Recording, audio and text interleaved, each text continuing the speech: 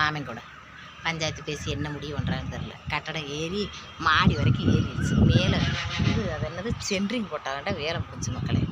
ஒரே காட்டு கருவேலி மரம் மக்களே. ஏண்டு கேளுங்க, நல்லா டெவலப் ஆகி இருக்கிற ஏரியாவில் நம்ம இடம் வாங்கி வீடு கட்டணும்னா சாதாரணம் கிடையாது. ஆல்ரெடி இந்த மாதிரி டெவலப் இப்போ தான் ஆகிட்டுருக்கிற ஏரியாவில் தான் அப்படி வாங்குறதே பல லட்ச ரூபா. 50% தான். அதே இந்த கிச்சன் சவரை எடுத்துக்கிற சொல்கிறான். கிச்சன் சவரில் இது பில்லர் போட்டு கம்பியை விட்டு அப்படியே விட கட்டுங்க. அங்கிட்டு இருக்கிறதுக்கு நீங்கள் சவரை எடுத்துக்கங்கன்றான். அப்படின்னு சொல்கிறாருல, முழு சவரையும் எடுத்துக்கோங்க, பாதி பர்சன்டேஜ் பாதி அந்த மாதிரியும் வர்றாருல. இல்லை அதுக்கு வேணாமா இடம் அங்கிட்டு முன்ன தரோம். அந்த அரை அடிக்கு பதிலாக அங்கிட்டு 2.5 அடி கிடக்கு, அதை எடுத்துக்கோங்கன்றான். அதுக்கு வேணாமா? என்னதான் வேணும்ட்டே தெரியல.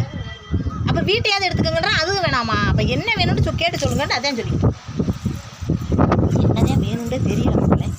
மாடிப்படி கட்டியிருக்கா மக்களே. நல்ல கிச்சனுக்குள்ளேயே மாடிப்படி போகுது மக்களே. ஒரு வீடு கட்டுறது எவ்வளோ பெரிய விஷயம் மக்களே, உங்களுக்கு தெரியாதா? ஆனாலும் ஒரு தாய் மாமே என்ன வாடு படுத்துறேன் பார்த்துக்கோங்க. என் தாய் மாமனை பாருங்க.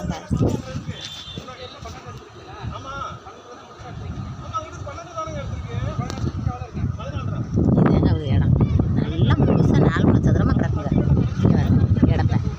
இதில் அப்படி கட்டி இதில் இப்படி கட்டி இதே மாதிரி சதுரமாக வீடு கட்டலாமுங்க. ஆனால் அவரை விட்டு நாங்கள் மட்டும் தனியாக வீடு எடுத்து விட்டோம்னு ஒரே காமரம் பார்த்துக்கோங்க. 2 பேரும் சேர்ந்து தானே கட்டணும்டா, நீ எப்படியா தனியாக எடுப்ப அப்படின்ற மாதிரி சண்டை விட முடியாமல் இப்படி சண்டை விடுறாரு. என்ன சொல்கிறது, அந்த அரை அடிக்கு பதிலாக இருந்தா முன்ன கிடக்கு 2.5 அடி, அதை சேர்த்து எடுத்துக்கிட்டால் சரியாக இருக்குமாமான்றான். சண்டை ஓட்ட மணிக்கு இருக்கார்.